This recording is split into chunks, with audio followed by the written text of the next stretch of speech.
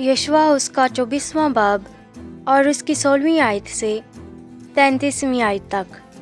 तब लोगों ने जवाब दिया कि खुदा ना करे कि हम खुदावंद को छोड़कर और मबूदों की परस्तिश करें, क्योंकि खुदावंद हमारा खुदा वही है जिसने हमको और हमारे बाप दादा को मुल्क मिस्र यानी गुलामी के घर से निकाला, और वो बड़े बड़े निशान हमारे सामने दिखाए और सारे रास्ता जिसमें हम चले और उन सब कौमों के दरमियान जिनमें से हम गुजरे हमको महफूज रखा।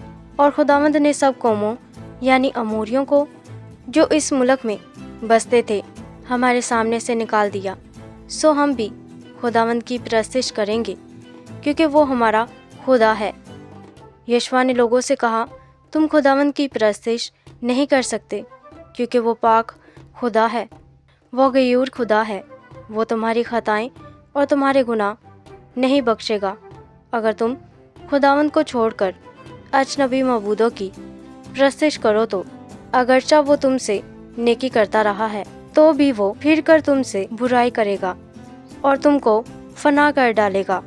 लोगों ने यशवा से कहा, नहीं, बल्कि हम खुदावंद ही की परस्तिश करेंगे। यशवा ने लोगों से कहा, तुम आप ही अपने गवाह हो कि तुमने खुदावंद को चुना है कि उसकी परस्तिश करो। उन्होंने कहा, हम गवाह हैं। तब उसने कहा, बस अब तुम अजनबी मबूदों को जो तुम्हारे दरमियान है दूर कर दो और अपने दिलों को खुदावंद इसराइल के खुदा की तरफ माइल करो। लोगों ने यशवा से कहा, हम खुदावंद अपने खुदा की परस्तिश करेंगे और उसी की बात मानेंगे।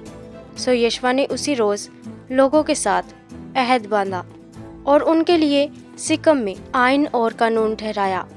और यशवा ने ये बातें खुदा की शरीयत की किताब में लिख दी और एक बड़ा पत्थर लेकर उसे वहीं उस बलूत के दरख्त के नीचे जो खुदावंद के मकदस के पास था नस्ब किया।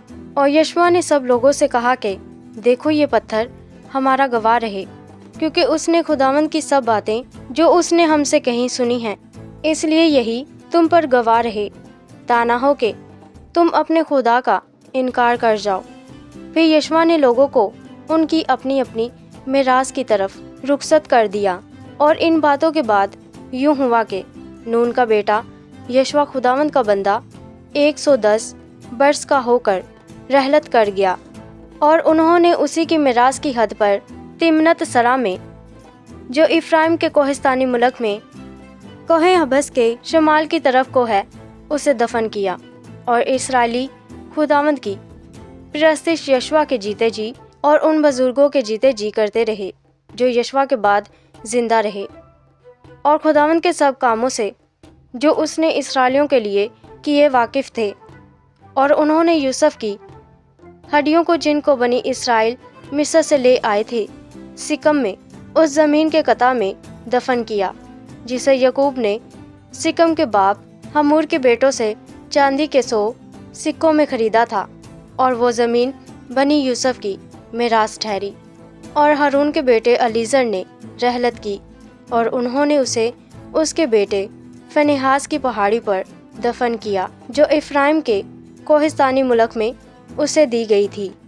आमीन।